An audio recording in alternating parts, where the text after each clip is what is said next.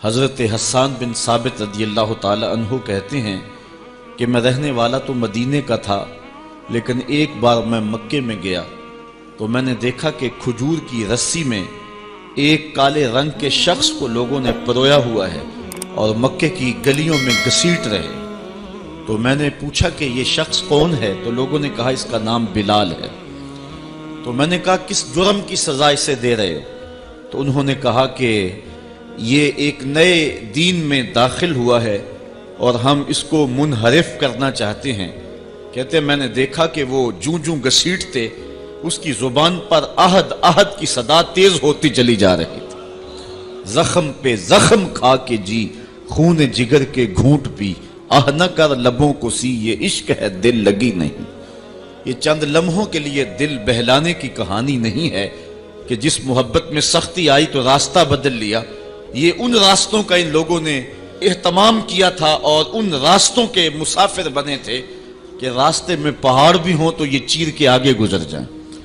بلال حبشی کو ان کا ظالم آقا مارتا ہے، کبھی ان کے ہاتھوں میں میخیں ٹھونکتا ہے، کبھی زبان پہ تپتے ہوئے کوئلے رکھتا ہے، کبھی رسی پاؤں میں ڈال کر کے اوباش لڑکوں کے ہاتھوں میں دیتا ہے کہ اس کو گھسیٹے، کبھی کچھ، لیکن بلال ہیں کہ آگے سے مسکرا رہے ہیں، آہد آہد کا نغمہ پکار رہے ہیں۔ کسی نے رک کے کہا بلال یہ عجیب تماشا ہے، وہ تمہیں مار رہے ہیں اور تم آگے سے آہد آہد پکار رہے ہو۔ تو حضرت بلال بولے تم جاؤ نا بازار میں مٹی کا پیالہ خریدنے کے لیے تو اس کو بھی ٹھونک ٹھونک کے دیکھتے ہو، اس کی آواز تو ٹھیک ہے، کہیں کچا تو نہیں ہے؟ کہا تم تو مٹی کا پیالہ بھی خریدو تو ٹھونک بجا کے دیکھو، یہ کہیں کچا تو نہیں ہے، اس کی آواز تو ٹھیک ہے۔ کہا میرا مالک بلال کو خرید رہا ہے، دیکھ رہا ہے بلال کچا تو نہیں ہے، اس کی آواز تو ٹھیک ہے۔ میں کہتا ہوں مالک خرید لے بلال کو، کھال ادھڑ بھی جائے گی، حق حق کی صدا ختم نہیں ہوگی۔ محبت کی یہ البیلی اور انوکھی داستانیں اہل ایمان رقم کی ہیں۔ اگر اس عنوان سے بات کی جائے تو یہ تاریخ کا ایک ایسا باب ہے۔ حضرت سمیہ رضی اللہ تعالی عنہ اسلام کی پہلی شہیدہ، جن کو مکے کے چوک میں ابو جہل نے جو ہے وہ نیزہ مار کر کے شہید کیا۔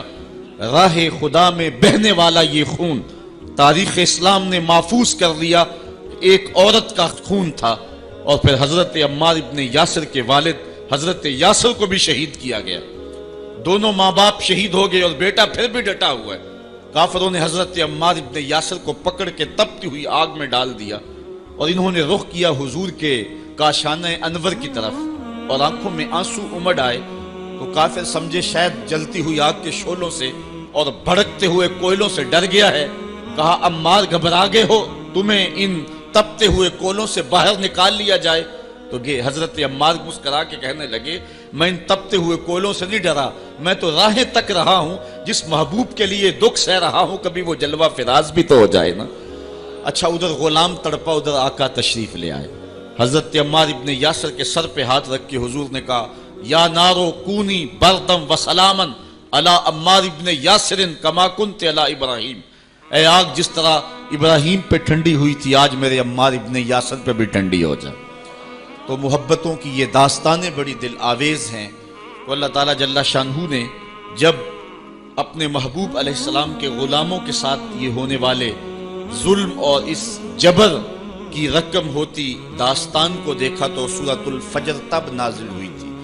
ایک طرف اہل ایمان کو تسلی دی کہ اگر تمہیں دکھوں میں مبتلا کیا گیا ہے تو کوئی نہیں، تم سے قبل بھی جو لوگ اس راستے کے مسافر ہوئے ہیں ان کو بھی انہی راہوں سے گزرنا پڑا ہے اور وہ بھی عظیمت کی یہ داستان رقم کرتے ہوئے آئے ہیں۔ انہوں نے بھی جو ہے وہ سولیوں پہ اور فصیلے دار پہ اپنے سروں کا چراغاں انہوں نے بھی کیا ہے اور راہ حق میں ہر دکھ اور ہر تکلیف انہوں نے سہی ہے، حتیٰ کہ زنجیروں نے ان کی ہڈیوں تک جو ہے وہ نشان چھوڑے، لیکن پھر بھی وہ راہ حق سے منحرف نہیں ہوئے۔ ایک تو ان کو تسلی تھی اور دوسری طرف قریش کو یہ بتلانا مقصود تھا کہ تم سے قبل بھی بڑے سرکش، بڑے نمرود، حامان، شداد اور بڑے ظالم اور جابر ہوئے ہیں، لیکن آج تم دیکھو کہ ان کا نشان بھی باقی نہیں رہا۔ اگر نشان باقی رہا ہے تو حق کا نشان ہی باقی رہا ہے۔ اس لیے سورۃ الفجر اس ماحول میں نازل ہوئی ہے جبکہ جو ہے وہ اسلام کے اوپر اور اہل ایمان کے اوپر سخت آزمائشیں تھیں اور سخت جو ہے ان کے اوپر تکلیف تھی۔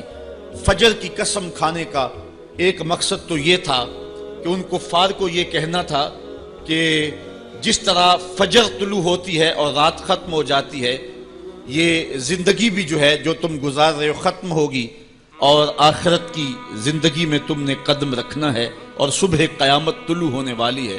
اور دوسری طرف اہل ایمان کو تسلی دینا مقصود تھا کہ راتیں جتنی بھی لمبی کیوں نہ ہوں، پو تو پھٹتی ہے اور اجالے تو نکلتے ہیں، ایک وقت آئے گا کہ اسلام کا پھریرا دنیا کے اوپر لہراتا ہوا نظر آئے گا۔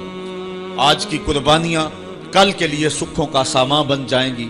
ساغر صدیقی نے کیا کہا تھا کہ آج تو ہیں یہ جسم آلودائے گرد سفر، آج تو ہیں یہ جسم آلودائے گرد سفر، کل انہی جسموں پہ منزل پھول بھی برسائے گی۔ آج مکے میں ستم ہیں، کل مکے والے ہاتھ باندھ کے کھڑے ہوں گے، تو وہ لمحے بھی آنے والے ہیں۔ تو فرمایا قسم ہے صبح کی، والفجر، قسم ہے صبح کی، ولیال عشر، اور 10 راتوں کی۔ 10 راتوں سے مراد کیا ہے؟ یہ ذوالحج کی 10 راتیں ہیں، جو سال کی جو ہے وہ تمام راتوں سے یہ عشرہ جو ہے وہ افضل ترین عشرہ ہے۔ دوسرا قول ہے کہ یہ رمضان کے آخری عشرے کی راتیں ہیں۔ تیسرا قول یہ ہے کہ یہ محرم کی پہلی 10 راتیں۔ یہ 3 اقوال مفسرین نے بیان کی ہیں۔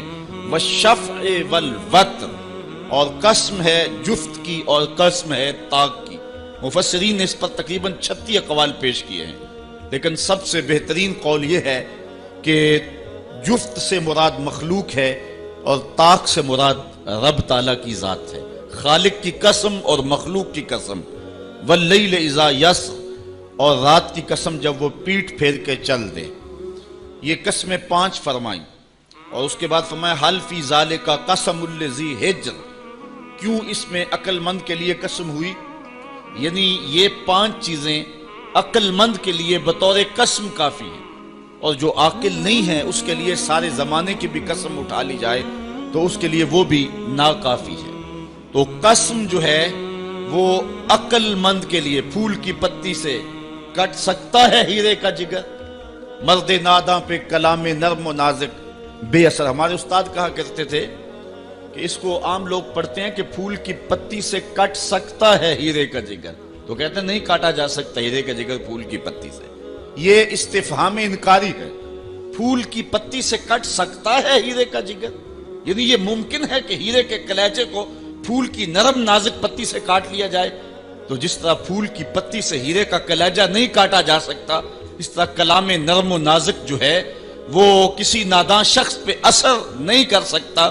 تو اللہ تعالیٰ فرماتا ہے کہ یہ جو قسمیں ہیں یہ عقل مند لوگوں کے لیے جو ہیں وہ نافع ہیں، اور جو بے وقوف ہیں، جو حماقت کے مارے ہوئے ہیں، ان کے لیے اس میں کوئی فائدہ نہیں۔ اسی لیے کہا گیا یضل بہ کثیرا ویہدی بہ کثیرا۔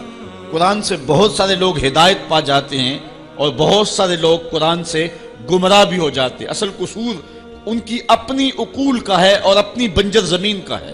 12 کے در تبش خلاف نیست، در باغ لالا رویت و در بوم خار و خس۔ یہ بارش برس رہی ہے، سعدی کہتے ہیں کہ تباہ میں مخالفت نہیں رکھتی، لیکن یہی بارش جب گندگی کے ڈھیر پہ ہوتی ہے تو بدبو پھیلتی ہے، تعفن پھیلتا ہے، اور یہی بارش جب باغ میں ہوتی ہے تو باغ کے اندر پھول کھلتے ہیں، گل لالا مہکتا ہے، یاسین اور نسترن کی بہار آ جاتی ہے۔ تو بارش وہی ہے، کہیں گندگی اور بدبو پھیل رہی ہے اور کہیں پھول چٹخ رہے ہیں اور کلیاں مہک رہی ہیں۔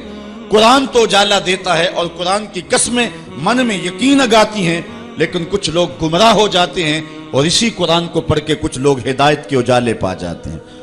تو کہا کہ یہ جو 5 قسمیں ہیں یہ عاقل لوگوں کے لیے، اس میں ہی ہدایت ہے اور اس میں ہی ان کے لیے بہت کچھ ہے۔ جس طرح فجر کے بعد حشرات الارض بلوں سے باہر نکلتے ہیں اور سوئے ہوئے انسان پھر دوبارہ جاگ پڑتے ہیں، زندگی میں ایک دم پھر ایک لرزش پیدا ہوتی ہے اور حیات نو کے آثار پیدا ہوتے ہیں، اس طرح مرنے کے بعد پھر لوگ دوبارہ اٹھائے جائیں گے۔ کافر کہتے تھے کہ ہم یہ بات نہیں تسلیم کرتے کہ بندہ مرنے کے بعد اٹھایا جائے گا۔ سورہ یاسین اٹھائیے، وہ کہتے ہیں کہ جب ہماری ہڈیاں ہو جائیں گی اور ہڈیاں زمین کے اندر گل سڑ کے مل جائیں گی تو پھر ان مردہ ہڈیوں کو کون اٹھائے گا؟ یہ نضر بن حارث نامی ایک شخص تھا جو قبرستان سے کوئی بوسیدہ ہڈی اٹھا لایا اور حضور کے سامنے اس ہڈی کو توڑتا ہے اور اس کے ذرے زمین پہ گرتے ہیں. کہتا ہے کہ ان ہڈیوں کو اٹھایا جائے گا جبکہ یہ بالکل جو ہے وہ ریزہ ریزہ ہو گئی. اللہ تعالیٰ قرآن مجید میں فرمایا کہ یہ کہتے ہیں کہ ان ہڈیوں کو کون دوبارہ زندہ کرے گا؟ تو اللہ تعالیٰ نے قرآن مجید کے اندر جو جواب دیا وہ بڑا خوبصورت ہے. یہ کہتے ہیں ان مردہ ہڈیوں کو کون دوبارہ زندگی دے گا؟ تو اللہ تعالیٰ نے جواب دیا کہ جب یہ ہڈیاں بھی نہیں تھی، جس رب نے اس وقت ہڈیوں کو بھی پیدا کر لیا تو ان کو جوڑنا اس کے لیے کون سا مشکل ہے؟ اللہ وہی رب جس نے ان ہڈیوں کو تخلیق کیا، نئے سرے سے ان کو پیدا کیا، تو اب ان کو جوڑ کر کے انسان کی شکل میں کھڑا کرنا اس کے لیے کوئی مشکل نہیں. روزانہ ہم موت کی آغوش میں چلے جاتے نیند کی صورت میں.